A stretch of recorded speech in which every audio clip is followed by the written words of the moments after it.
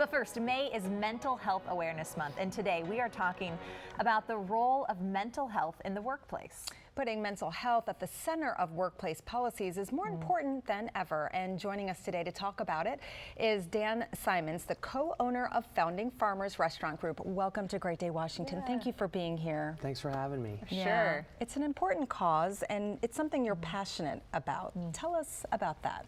Well, as a restaurateur and a leader of people and a dad and a husband, it's just clear to me that mental health is just health. And if we want to do the best ourselves, or we want our employees to perform the best, we got to find ways to lift each other up. And so mental health is really just an obvious part of that. It's so, I feel like it's refreshing So to hear that, refreshing to hear though, someone you know, say that. that you put that at the forefront of your company.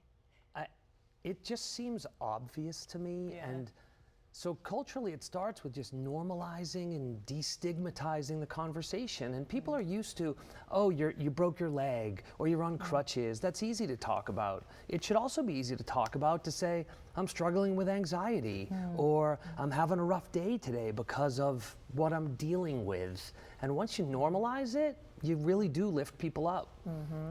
Yeah. What does mental health support at Founding Farmers look like?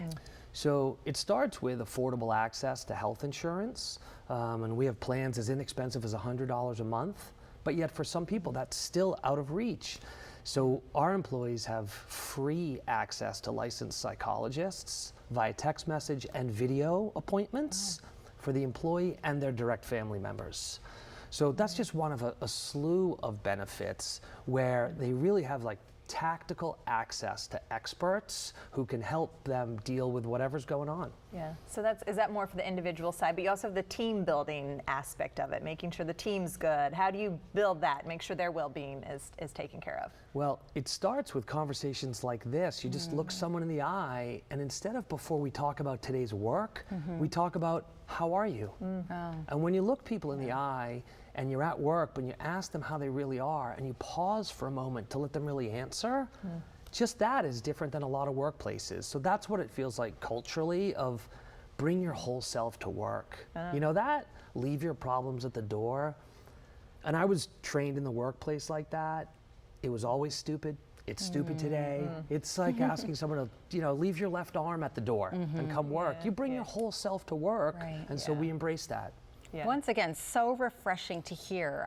And you said it sounds so obvious, but it doesn't seem obvious to everyone else. So it's so nice to hear you talk about it like this. And then, of course, that lends itself to retention. I can only imagine that your employees love working for you.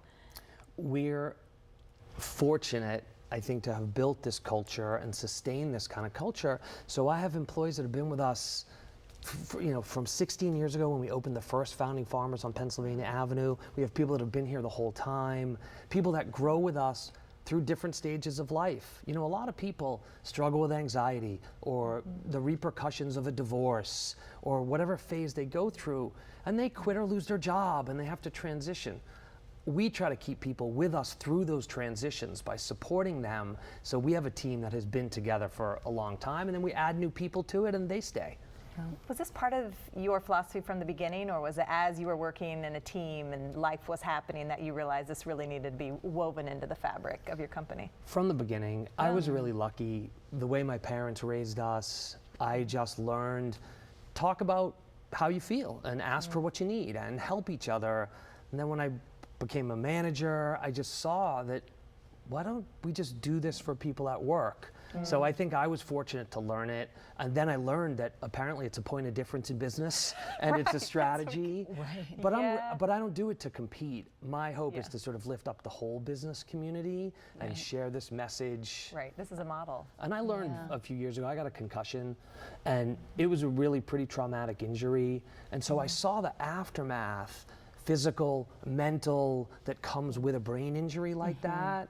And I just learned that when you can talk about your anxieties or your struggles, people can lift you up, and they can often then share what their struggles with. So it's really a all in it together approach. Yeah. Well, thank you so much for sharing. Best manager ever. Yeah, thank you. Thank you very much for sharing. And we love Founding Farmers too. Yes, yes. And you can learn more about Dan. And he also has a podcast, Founding DC, at dansimonsays.com. And follow him on social media at Dan Simon Says. That's pretty good.